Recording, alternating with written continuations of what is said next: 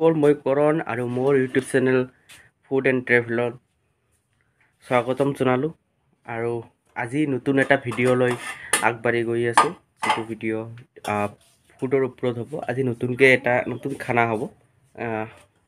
নমস্কাৰ বন্ধুসকল, এয়া আপোনালোকে দেখি আছে, এইটো ভাজি হ'ব আজি। ভাত কেৰেলা, আলু আৰু লগতে টাটকা তিতা বুলি কয়, টাটকা। এইটো আমাৰ পিনে, আপোনালোকৰ পিনে বা কি কয় এইটো নাজানো, কিন্তু আমাৰ পিনে এইটো টাটকা তিতা বুলি কয়। এইটো দেখিব পাৰে, এইটো ভাজি বনালে ভাল লাগে আৰু পুৰিও খায়। জুইত দি পুৰি খাব লাগে আঙঠিত। এইটো ভাল লাগে, বহুত টেষ্টি হয়। এইটো মেনুৱেলি বনত বেছিকৈ হয়, বাঁহ গছত বা এনেকুৱা বন গছত বেছি হয়, চাহ গছৰ পিনে হয়, বেছিকৈ থাকে এইটো।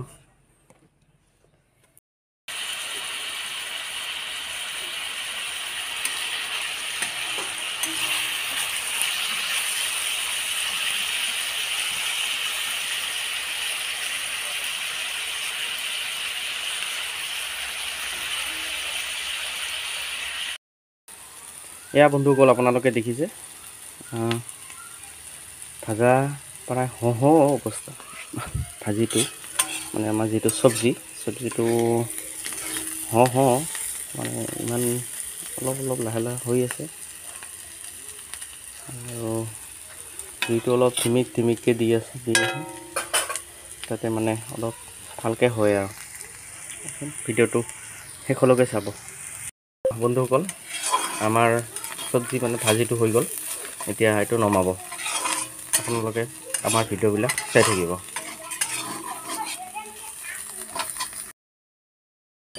এয়া আমাৰ ঘৰৰ মেষ্টা টেঙা। এই গৰম দিছে না, পূৰা ৰ'দ দিছে। মেষ্টা টেঙাখিনি গৰমত খাব লাগে। আমি এইখিনি খাম ভাজি কৰি। এইটো খোৱা ভাল শৰীৰৰ কাৰণে, আৰু এই গৰমত টেঙাখিনি খালে শৰীৰটো ক্ষতি নকৰে। এই আমাৰ ঘৰৰে মেষ্টা টেঙাখিনি ছিঙি লৈ আমি আজি ভাজি কৰি খাম।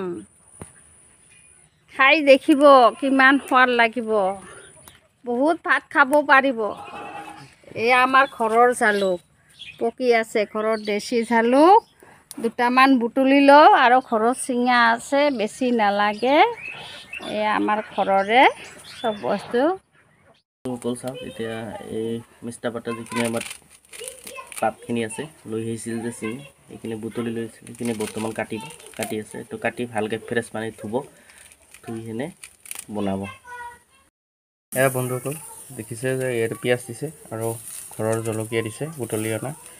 এতিয়া বনাব আমাৰ মেষ্টা টেঙাখিনি বা পাতাখিনি, এইটো বনাব। চাওক আপোনালোকে।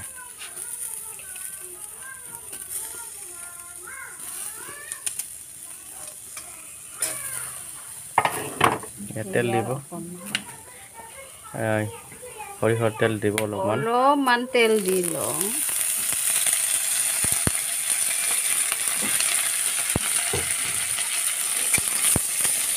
তাৰপিছত পিঁয়াজখিনি অলপ ভাজা খালে টেঙাটো দি দিম। আজি এইটো চাটনি হ'ব, আমাৰ টেঙাৰ চাটনি।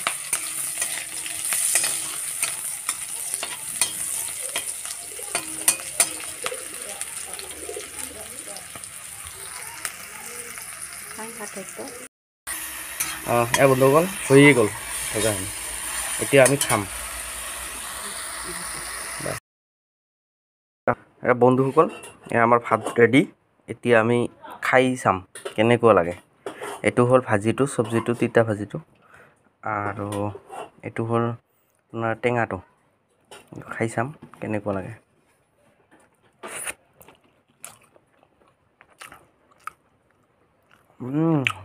বঢ়িয়া টেষ্টি বন্ধুসকল। আশা কৰিলোঁ ভিডিঅ'টো আপোনালোকে চাই ভাল পালে।